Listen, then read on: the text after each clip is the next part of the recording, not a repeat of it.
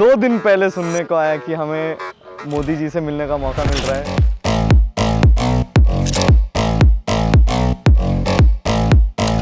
Too fast, too much has happened. ये तो मुझे भी यकीन नहीं हो रहा है, सच्ची बताओ तो कि मैं यहाँ हूँ। वो एक्साइटमेंट अंदर रखना है ना, वो बहुत मुश्किल था मेरे लिए। तो पहले तो हमको देख के ऐसा लगा कि हमारे जो ड्रीम्स थे वो रियलिटी में बदल गए। आई थिंक ये वंस इन अ लाइफ वाला एक चीज़ हो गया जो मैं आई थिंक कभी नहीं भूल पाऊंगी। He is a global leader. Getting to meet him is insane.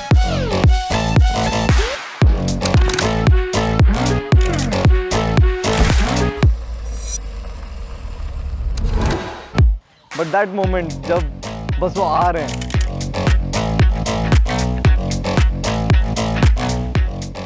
That was like heart beat stop हो जाने वाला मोमेंट था वो। स्वागत है आप सबका।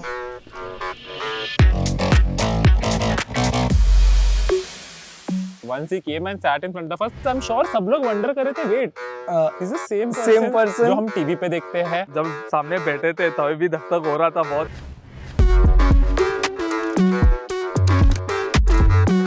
आप लोग एक दूसरे को कभी मिलते हैं या पहली बार मिले? नहीं, मिलते हैं हम लोग। मिलते रहते हैं। मतलब आप लोगों का पुराना कारोबार है। तो जब आपको ये सूचना मिली होगी तो क्या लगा आप लोगों को?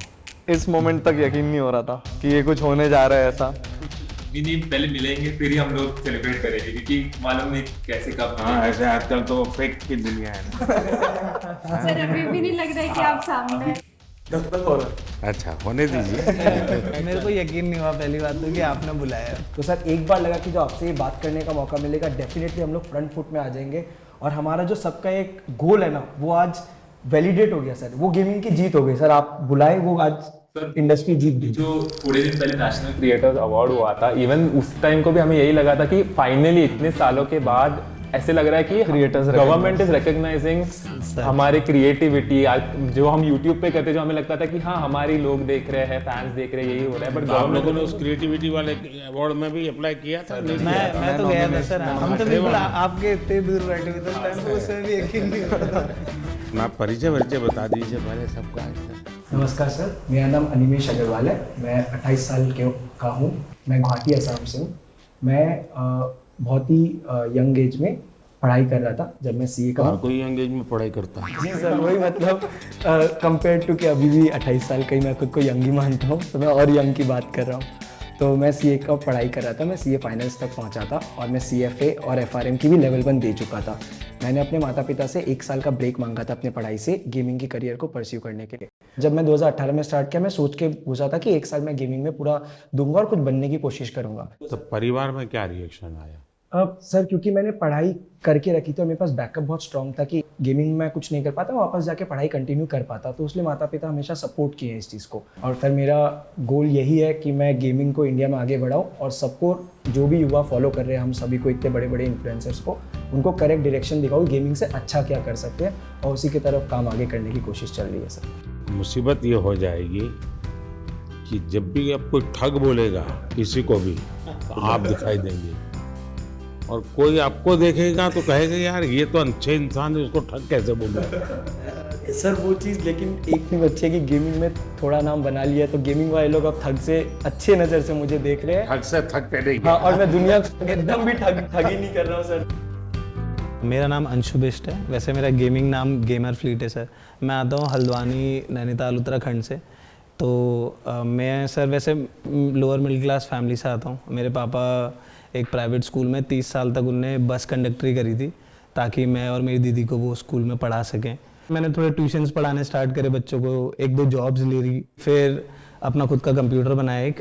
सर आर्थिक स्थिति इतनी अच्छी नहीं थी तो उनका बनता है कि ऐसे सोचना कि आप समझ रहे हो ना कि आपका बच्चा बस कंप्यूटर में बैठ के चिल्ला रहा है दिन भर, क्योंकि सर थोड़ा होता है कि मतलब चिल्लाना इन द सेंस कि मतलब खुश होना, कि तभी लोग देखते तो खुश होते हैं ना कि अरे वाह इसको कितना मजा आ रहा है, तो उन्हें मजा आता है। यानी आपको एक्टिंग भी करनी पड़ती है थोड़ी बहुत, ताकि व्यूअरशिप बढ़े। तो हाँ सर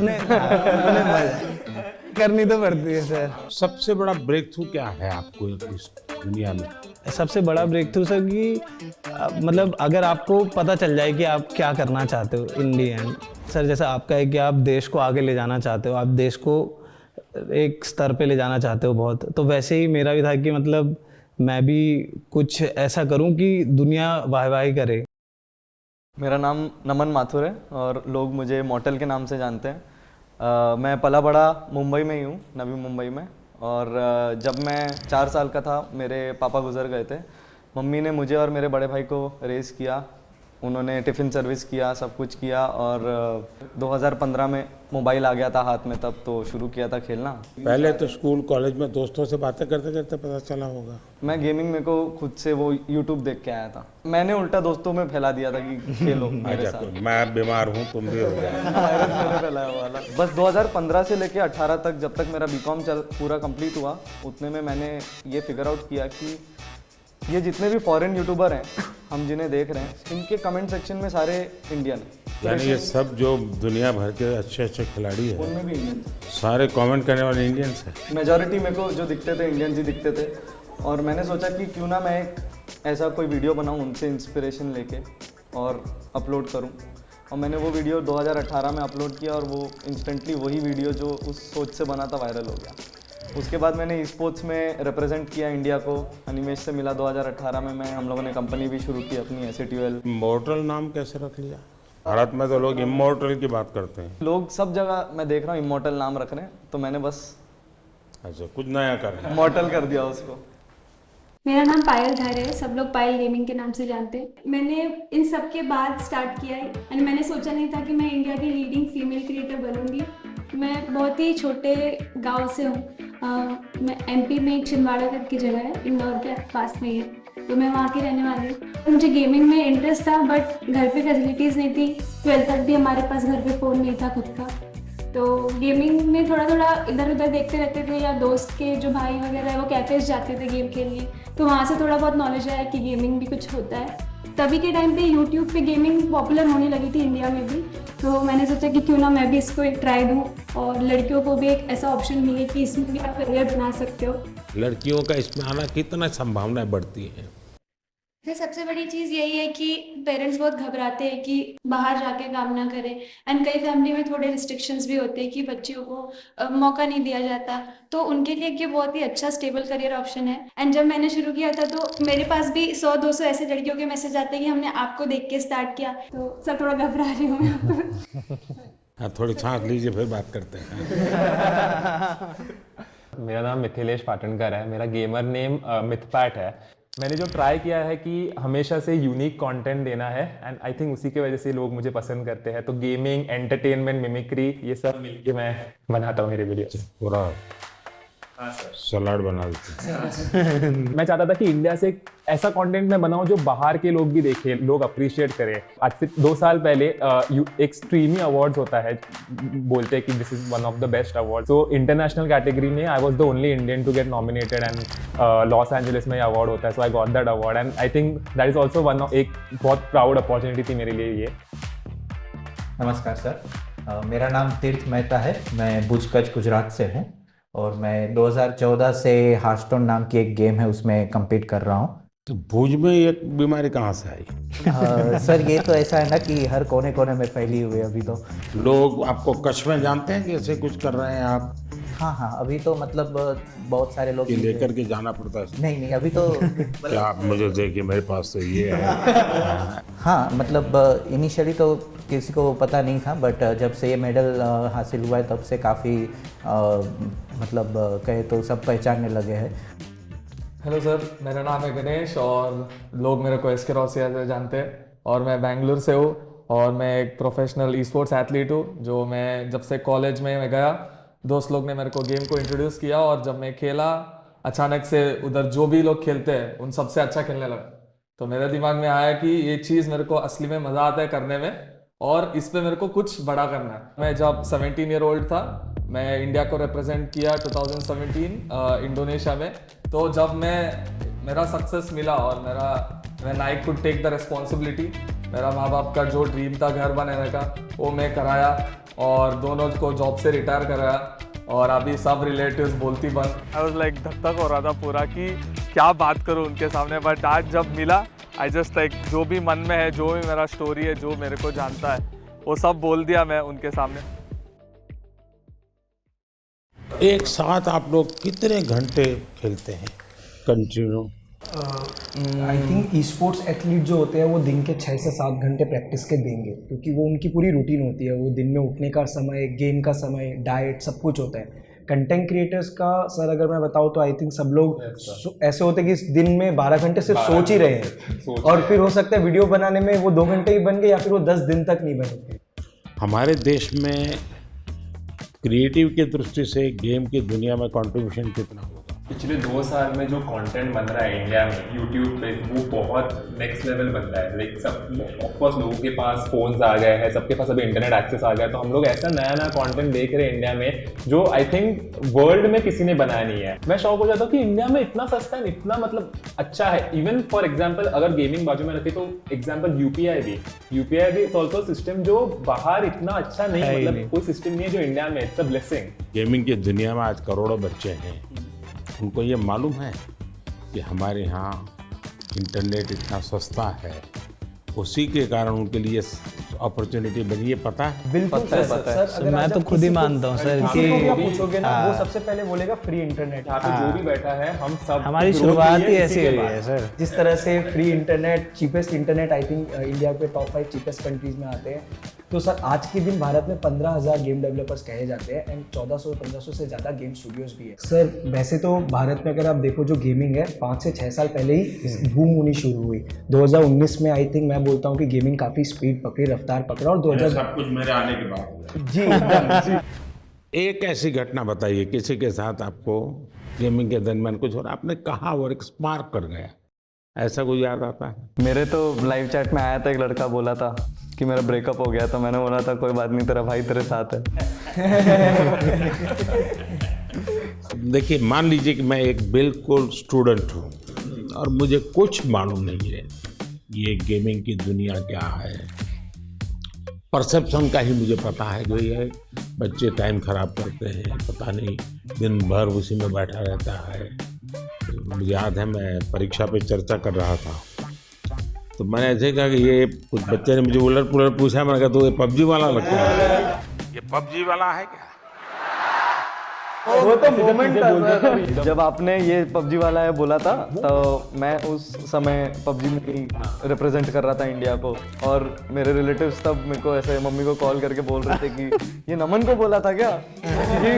तब मैं इतने उस रिप्रेजेंट कर रहा था, तो वो सबको पता था, तो कहीं आपने मुझे तो नहीं बोला हो, ये डाउट आ गया सबको। ये एक ऐसा क्षेत्र है जो अननोन है। ऐसी स्थिति में क्या आप लोगों को क्या अनुभव आता है जब बच्चों से बात करते हो, उनके परिवार से बात करते हो? कोई तो माँ बाप ये थे कि तुम बंद करो, मेरे बच्चे को बिगाड़ रहे हो। ये तो सर अगर पेरेंट्स मिलते हैं हमें, पेरेंट्स यही बोलते हैं कि हमारे बच्चों को बोलो कि पढ़ाई करे, सिर्फ आपके वीडियोस देखते रहते हैं। तो मैं अच्छा फिर वो काम भी आप ही को कहते हैं? बहुत बार न्यूज में देखा है कि पेरेंट्स का क्रेडिट कार्ड यूज करके बच्चों ने गेम्स में इन गेम पैसे होते हैं वो लिए, एंड वो चीज़ बहुत बड़ी न्यूज हो जाती है। उससे क्या होता है कि फिर हमें भी अफेक्ट हो जाता है उससे। राइट नाउ मेरा एक ही गोल है कि अगर किसी बच्चे को भी ई स्पोर्ट्स एथलीट बनना है या बहुत स्किल लेवल पे, टॉप लेवल पे खेलना है, उनको मैं कैसे गाइड करूँ, उनका पेरेंट्स को मैं कैसे गाइड करूँ, बिकॉज ये अवेयरनेस बहुत कम लोग के पास है। घर में ऐसा लगता है कि जैसे स्पोर्ट्स एक एक्टिविटी जरूरी है या डांसिंग सीखना माँ बाप चाहते हैं कि बच्चे को आना चाहिए, क्योंकि वो भी एक व्यक्तित्व के विकास का एक हिस्सा है। लेकिन ऐसी चीज़ों को प्रतिष्ठा मिलने में सदियों की एक पुरुषार्थ रहा है।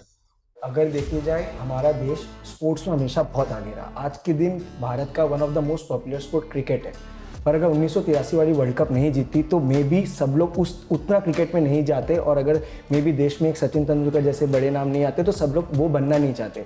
सर गेमिंग 5-6 साल पहले ही शुरू हुआ और आज काफ़ी लोग हैं इंडस्ट्री में, कम्युनिटी में हमारे जैसे गेमर जिन्होंने भारत को रिप्रेजेंट करके नाम कमाया है। तो सर आई थिंक आज कोई गेमिंग के लिए अगर ये पूछे कि ये क्यों करना है, तो मैं उनको यही जवाब देता हूँ कि इसको आप साइड हसल रखिए। जो लोग सोचते हैं अनऑर्थोडॉक्स है, बेकार चीज़ है, टाइम वेस्ट कर रहे हैं लोग अपना, उसको करके आप प्राइम मिनिस्टर, अभी हम लोग प्राइम मिनिस्टर सर के रेजिडेंस में, तो वहाँ तक जाके उनसे बैठ के एक राउंड टेबल में बैठ के उनसे बातें कर सकते हो, तो वो बहुत अनरियल था। और फॉर श्योर लोग अब गेमिंग को एक अलग नज़रिए से देखेंगे कि हाँ ये भी कुछ है और इसमें भी कुछ करा जा सकता है। एज अ गेमर मैं कहूँगा कि ये मेन इम्पोर्टेंट चीज़ जो पीएम सर ने मेंशन की कि डाउन द लाइन ग्रो करना है एक इंडस्ट्री को, तो उसमें एक पेरेंट्स का इन्वॉल्वमेंट बहुत ज़रूरी है। उनका वही पेरेंटल एडवाइस, पेरेंट्स भी सपोर्ट करना, वो एक बहुत इम्पोर्टेंट फैक्टर है। आपकी दृष्टि से मुझे बताने जैसी कोई चीज आपको लगती है, यार आपको कुछ मन में प्रश्न है, तो आप क्या कोई रेगुलेटरी बॉडी हो सकती है? रेगुलेट शब्द ठीक नहीं होगा, वरना सरकार का स्वभाव होता है हर चीज में हाथ डालना। सरकार का मूल नेचर ये है। अब दो चीजें होती है कि या तो आप उनको दबाने की कोशिश करो, या तो कानूनी सारे बंधन लगा करके उनको अलग करो। दूसरा है कि आप चीज को समझो, समझ करके हमारे देश की रिक्वायरमेंट के अनुसार उसको मॉडिफाई करो, उसको कुछ कानून नियम व्यवस्था के अंदर ढांचा में लाओ, उसकी एक प्रतिष्ठा बढ़ाओ। अगर प्रतिष्ठा बढ़ जाती है तो फिर बुरा करने वालों को बहुत देर लगती है। मेरी तो कोशिश है कि देश की स्थिति इतनी आगे ले जाएं हम कि 2047 तक खास करके मध्यम वर्गीय परिवारों की जिंदगी से सरकार बिल्कुल बाहर निकल जाए। वरना ये कागज लाओ, वो कागज लाओ, ये दो, यहाँ क्यों गया, वहाँ क्यों गया, उसी में ही जिंदगी फंसी हुई है। सरकार की जरूरत गरीब को होती है, उसको मुसीबत के समय सरकार मिलनी चाहिए। सर आई थिंक एक चीज़ जो डेफिनेटली करा जा सकता है ईज़ ऑफ बिजनेस के लिए, सर ई स्पोर्ट्स को आइडेंटिफाई किया जाए।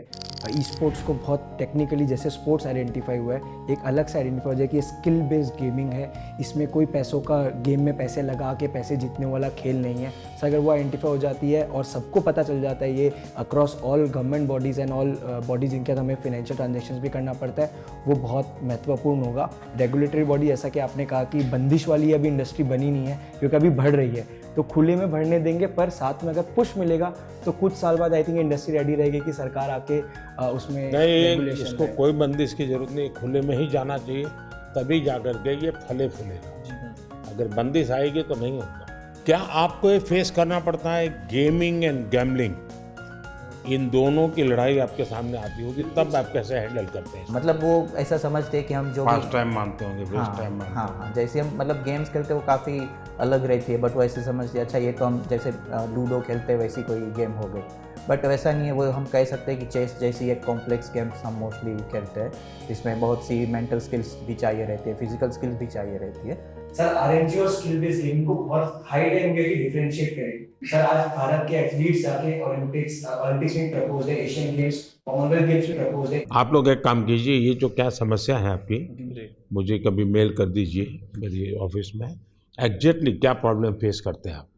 इधर लाइक पेरेंट्स को जब उनके बच्चे लोग बोलते हैं कि गेमर बनना है, पेरेंट्स लोग को समझ में नहीं आता कि एक्चुअल गेमर क्या होता है, क्या करता है ये गेमिंग, मतलब गेमिंग गैम्बलिंग भी समझ जाते हैं। तो उस रिगार्डिंग मोदी जी बहुत अच्छा एक्सप्लेनेशन किया कि गेमिंग अलग होता है, गैम्बलिंग भी अलग होता है, और हमने भी बहुत सारी चीज़ें एक्सप्लेन किया। अब इतने सारी मात्रा में बच्चे जुड़ चुके हैं, उनको आप रोक नहीं सकते, तो उनको आप सही रास्ते पर ले जा सकते हो। वो सही रास्ते पर ले जाना है तो आपको लगता है डूज एंड डोंट्स, पढ़ाई करो, ये तो ठीक है, हम कह दिए तो पढ़ाई करो, और क्या क्या बातें आप सोचते हैं कि जिसको उसको केयर करना चाहिए। बच्चे बिल्कुल चाहते हैं कि यही करे, तो हम लोग सर, मैं तो हमेशा अपनी स्ट्रीम पे क्लियर बोलता हूँ, कोई भी आके बोले कि भैया मुझे भी आपके जैसा बनना है, तो मैं तो साफ बोलता हूँ भाई अगर तुम्हें मेरे जैसा बनना है तो जैसे मैं चला वैसे चलो।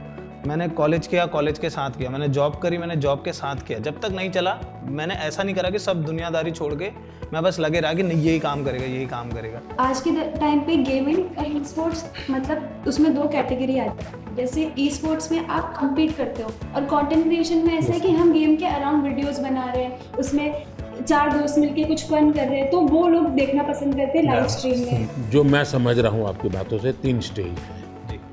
एक तो है जो गेम खेलने के लिए आने वाला खिलाड़ी है, दूसरे वो लोग हैं जरा क्रिएटिव माइंड के हैं, तो उस गेम उसका लाइव स्क्रीनिंग ये वगैरह करके के बाद में छोटा सा वीडियो बनाना, इसमें थोड़ा रंग भर देना वो, और तीसरा जो महत्वपूर्ण है कि गेम इटसेल्फ बनाना। कैसी हमारी जो गेम्स हैं जो बनी है अब तक जो आई है उसकी क्या? तो अभी आई थिंक 2020 में आपने स्टेटमेंट दिया था कि मेक इन इंडिया की इंडिया के अराउंड गेम्स बनाने प्रमोट कर रहे हैं आप, तो उसके बाद आई थिंक काफ़ी इम्प्रूवमेंट आया है उसमें, और जो वो पूरी इंडस्ट्री है उसमें भी काफ़ी स्कोप बढ़ा है। हिंदुस्तान की कौन सी थीम है जो लोगों को आकर्षित कर रही है, या आप लोगों को लगता है कि ये क्लिक कर सकती है?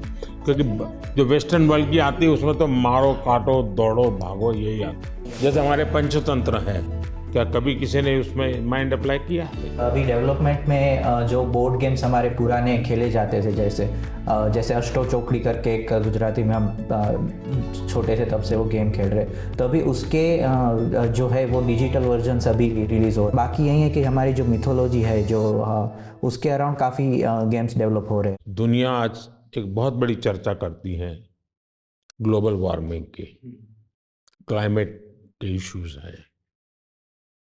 दुनिया में अलग अलग तरीके अपनाए हैं। मैंने दुनिया के सामने अलग विषय रखा है। मैंने कहा है मिशन लाइफ, और लाइफ शब्द से मेरा मतलब है लाइफस्टाइल फॉर एनवायरनमेंट। अगर मान लीजिए मैं एक ऐसी गेम बनाऊं जो क्लाइमेट की चैलेंज को कैसे हम मिट करेंगे, कौन से रास्ते होंगे, किस किस रास्ते से जाएंगे, किस रास्ते से ज़्यादा सफलता मिलेगी, सरलता मिलेगी। जैसे मानो स्वच्छता के विषय को लेकर के ही गेम बने और हर बच्चा खेले। भारत के जो वैल्यूज़ हैं वो नई पीढ़ी उसको जीना सीखे, उसका महत्व समझे और उसको बैकग्राउंड इन्फॉर्मेशन मिले। जैसे हम सभी को गेमिंग इन्फ्लुएंसर्स कहा जाता है, वैसे ही आप इंडिया के सबसे बड़े इन्फ्लुएंसर हैं जिसकी बात सब सुन के मानते भी है। जब आपकी ये बात बाहर आएगी तो मुझे लगता है 100% लोग इस वे में सोचेंगे। सर यहाँ पे जो आप कह रहे हो ना, वैसे एक कैटेगरी है, जैसे शूटिंग गेम्स हो गए, वैसे एक कैटेगरी है गेम्स फॉर चेंज करके, जिसमें जैसे आपने जो ग्लोबल प्रॉब्लम्स बताया, या फिर ऐसे छोटे छोटे जैसे अफ्रीका में ऐसी बहुत सी कंट्रीज है जो स्पेसिफिकली वहाँ की पॉवर्टीज़ कम करने के लिए या वहाँ के कोई जो लोकल इश्यूज़ है उसको अवेयरनेस उसके लिए बढ़ाने के लिए ऐसी गेम्स स्पेसिफिकली स्टूडियोज़ बनाते हैं। तो आई थिंक ऐसे गेम्स इंडियन स्टूडियोज़ भी कैचअप कर सकते हैं। मुझे विश्वास है कि डाउन द लाइन 2-3 साल में तो ऐसे गेम्स आएंगे भी और वो आगे जाके पॉपुलर भी होंगे, जो कहेंगे हम कि सिर्फ इंडिया के भी नहीं बट ग्लोबल प्रॉब्लम्स को भी एड्रेस करेंगे। मुझे उनकी एक बात जो बहुत अच्छी लगी एंड शायद मैं भी उस चीज़ को बहुत ज़्यादा कैरी फॉरवर्ड करूँ, अपने ऑडियंस तक भी पहुँचाऊँ, वो ये रहेगा कि आप गेम डेवलपमेंट में घुसो, थोड़े से ऐसे गेम्स डेवलप करो जो हमारे कल्चर या इंडिया कैसे चलता है या हमारा क्लाइमेट या व्हाटएवर ज्योग्राफी, इन सब चीज़ों को देखकर ऐसे गेम्स बनाओ एंड उन चीज़ को हम लोग पुश करने की पूरी कोशिश करेंगे। तो I guess this is something that I would take from him. उन्होंने जो इन्वायरमेंट के लिए चीज़ें बताई कि जो गेम डेवलपर्स हैं उनको इन्वायरमेंट पे फोकस करके इंडिया की ऐसी गेम बनाना चाहिए जिसमें इन्वायरमेंट और हमारे जो क्लीननेस है उसकी तरफ ध्यान देने के लिए, आई थिंक वो मुझे बहुत ही अच्छा लगा। क्या ओपन सोर्स गेम का होता है कि गेम है उसमें 2 चैप्टर किसी और ने जोड़ दिए, 2 स्टेप्स किसी और ने जोड़ दिए, क्योंकि आप जो कहते हैं ना जिसकी उम्र कम होती है, हाँ, उसको जो मॉर्टल है उसको इमॉर्टल बनाना है तो फिर हमें ओपन सोर्स करे और उसमें नई नई चीज़ों को जोड़ने के लिए उसको ओपन करे। तो हो सकता है कि मान लीजिए हमने हनुमान के कैरेक्टर के ऊपर कोई बनाया जी, तो लोगों का भी ओपन सोर्स है, आप हनुमान के नई नई चीज़ें लेके आइए, तो हो सकता है वो। हाँ सर, बहुत सारे देखिए ये हमारी टीवी सीरियल जैसा काम है, हमारे टीवी सीरियल कोई एंड ही नहीं है। हाँ। उसका नई नई पोस्ट जोड़ते जाते हैं। सर हम लोग ने वैसे थोड़ा कुछ आपके लिए सोच के रखा था कि आपसे हम लोग इतना कुछ सीखे, आज आपको हम लोग गेमिंग का थोड़ा डिक्शनरी आपको सिखाना चाह रहे थे। तो सर एक गेम है जो मिटपैट आप समझा दो हम लोग क्या करेंगे सर के। बेसिकली सर हम गेमिंग में कैसे होता है कि हम लोग मैच के अंदर बिजी रहते हैं तो हम लोग ज़्यादा बातचीत नहीं कर सकते एक दूसरे के साथ, तो हम लोग ना टर्म यूज़ करते हैं जिससे क्या होता है कि एक दूसरे के साथ हम लोग कम्युनिकेट कर सके ईजिली। हर एक की अपनी एक टर्मिनोलॉजी बोले। अब देखिए सरकार में जाइए तो सरकारी जो अधिकारी होंगे वो शॉर्ट फॉर्म में ही बोलेंगे, भी बोलते हैं भारतीय जनता पार्टी वैसे ही शॉर्ट फॉर्म हो जाता है। सर पर आपको 1-2 वर्ड्स तो हम लोग बता के जाएंगे और आप हमें फिर बताएगा कि आप कौन से सेंटेंस में उसको यूज करेंगे। ऐसा है, मेरा एक शब्द है P2G2, तो मेरा वो P2G2 शब्द ये है pro people good governance, P2G2। अच्छा एक और है नूब नूब का मतलब होता है कोई ऐसा जिसको कुछ बहुत मेहनत करने के बाद भाई देखिए, मैं चुनाव सभा में अगर बोलूंगा, अरे नहीं आप लोग सोचोगे मैं किसके लिए बोल रहा हूँ।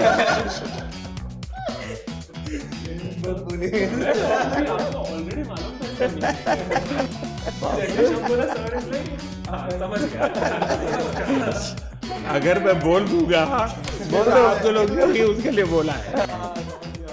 ग्राइंड करके एक वर्ड होता है, तो ये तो खैर आप गेम में भी इस्तेमाल कर सकते हो, आप कहीं भी इस्तेमाल कर सकते हो। ग्राइंड मतलब सर मेहनत करना हो गया बेसिकली। जैसे अगर मैं माइनक्राफ्ट खेलता हूँ तो मुझे उसमें एक एक चीज़ सीखने के लिए ग्राइंड करना पड़ता। तपना सर, तपना, हिंदी में आसान भाषा में तपना। और दूसरा है सर GT है, गॉट टू है। मतलब हम जनरली कोई भी गेमिंग सेशन एंड करते हैं तो दोस्तों को कहते हैं कि अभी मैं क्लोज कर रहा हूँ, जाना है, तो हम टाइप करते हैं GT, गॉट टू। चलो निकलता हूँ। AFK मतलब अवे फ्रॉम कीबोर्ड, यानी कि आप गेम खेल रहे हो, 4 लोग एक टीम में एक साथ खेल रहे हैं, अचानक से मम्मी ने बुला दिया कि खाना रेडी हो गया, तो वो फोन इधर ऐसे छोड़ के जाएंगे तो मतलब गेम में हार जाएंगे। तो टीम मेंबर्स आके हमें, अगर हम चाहते कि टीम मेंबर्स को समझे कि सुनो मैं जा रहा हूँ लेकिन मेरी जगह तुम लोग लो, तो हम लोग AFK लिखते हैं, अवे फ्रॉम कीबोर्ड। मतलब मैं नहीं हूँ पर तुम लोग संभाल लो। यानी एक दूसरे को कह कर के जाते हैं, इतनी डिसिप्लिन फॉलो करते हैं। और सर सबसे बड़ी चीज, आपको कूलेस्ट पीएम कहा जाता है हमारी साइड में। अगर आप देखें लाइव चैट में भी कहते हैं कि सबसे कूल अगर कोई है तो वो हमारे पीएम है। एंड आप जैसे मतलब हमारी और आपकी उम्र में काफी डिफरेंस है, लेकिन फिर भी एक नहीं, आपने किसने बताई ये मीडिया में सब आता है, वो सच मत मानो। हाँ मतलब सर आप भी जेंजी है हमारे। हाँ, मैं कलर करके बाल वाइट रखता हूँ ताकि जहाँ लोगों को लगे कि मैं मैच्योर्ड हूँ। आपने एक, मुझे याद है, मुझे बहुत बातें कहती है यूट्यूब फैन फेस्ट में, आपने जब सर सिंपल चीज वही लाइक शेयर सब्सक्राइब, सब लोग पागल हो गए। हम लोग को कूलेस्ट पीएम को गेमर टैग देना चाहिए। हम लोग सब गेमर्स के नाम है, सर का कोई नाम नहीं है। नाम इंडिया ने मुझे बहुत पहले से नाम दे के रखा है, डबो। तो वो हम लोग क्या कहते हैं, नमो OP. Sir OP is overpowered, और आपको सबसे ज्यादा ही ओवरपावर्ड। सबसे ज्यादा पावर। सर अभी कुछ आपके साथ गेम्स चलिए। सर आप बहुत एक्साइटेड है आपको गेमिंग सिखाने के लिए। आपको ये पहनाता हूँ। करके पहन। हाँ, लूज, फुल लूज। सिर्फ हाथ मूव करना है, हाँ आगे पीछे हाथ। जोर से मारिए, हाँ मारिए। मतलब फर्स्ट गो में जिस हिसाब से उन्होंने किया, we were mind blown. India के सब गेमर आज खुश हो गए हैं। वाओ, कैसा था आपका अनुभव ये खेल के? अच्छा ही है, लेकिन जब आप इतनी जल्दी अडैप्ट भी कर लिया, आपसे एक्सपेक्ट नहीं किया था मैंने। आप लोगों से ट्रेनिंग लिया। ये देखिए राइट नीचे आना है ना। किसी को नहीं मिल सकता, उतना मुश्किल है मिलना। जो मौका हमको मिला तो this will be the best moment of my life where we played games. आप अंदर चले जाइए यहाँ से। देखिए अब यहाँ पे आ गए आप, स्पीड भी बढ़ चुकी है अब। मैं बहुत खुश हूँ क्योंकि ये एक इंडियन गेम है, फर्स्ट टाइम मतलब सर खेल रहे हैं। माधुर सर, क्या बात है, पहुंच गए। गेम इतनी ही है कि नहीं, गेम तो बहुत बड़ा है। इनको मिलेगा एक त्रिशूल मिलता है यहाँ पर, तो वो त्रिशूल लेके फिर उनको आगे बढ़ना होता है। ये देखिए ये त्रिशूल है यहाँ पे, तो जैसे ये इन्होंने ई दबाएंगे तो इनको ये त्रिशूल मिल जाएगा। अब इनको पहला हथियार, अपना वेपन मिल चुका है। अब ये लेके वो आगे लॉर्ड विष्णु एंड माँ दुर्गा के गाइडेंस से अपने भाई को बचाएंगे। ये पूरे गेम का शुरुआत और पहलू है। एक बात तो है, हम लोग इतने टाइम से इंस्पायर कर रहे हैं लोगों को गेमिंग करने के लिए। आज आपने हमारे जितना इंस्पायर एक दिन में कर दिया।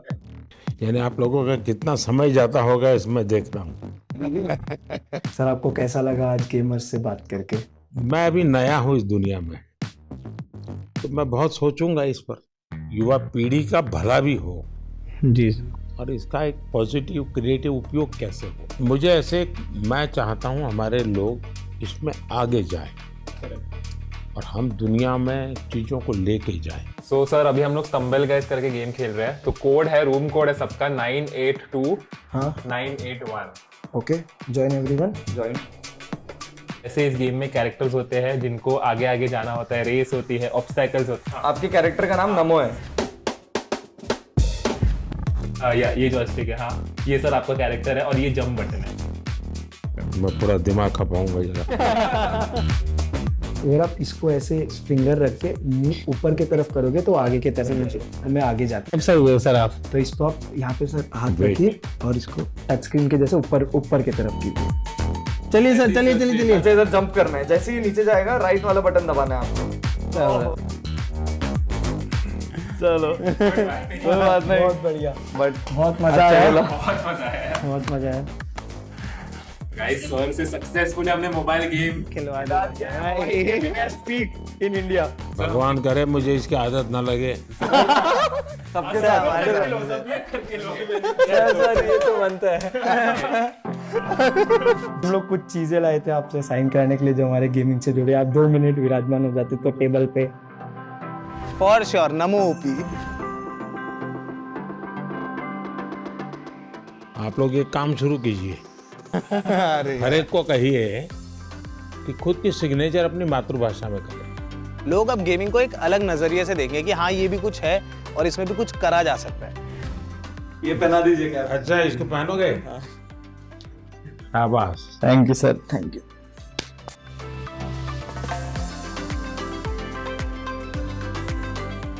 सर आपके साथ मुझे कैसे फोटो जिसका कन्वर्ट कर दो जैसे गेम में हम। हाँ चलिए।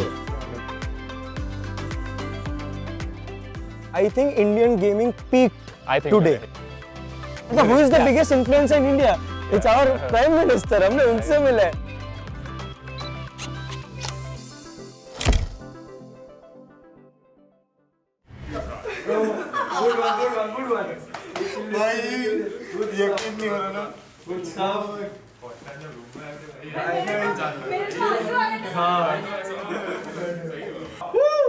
मजा आ गया।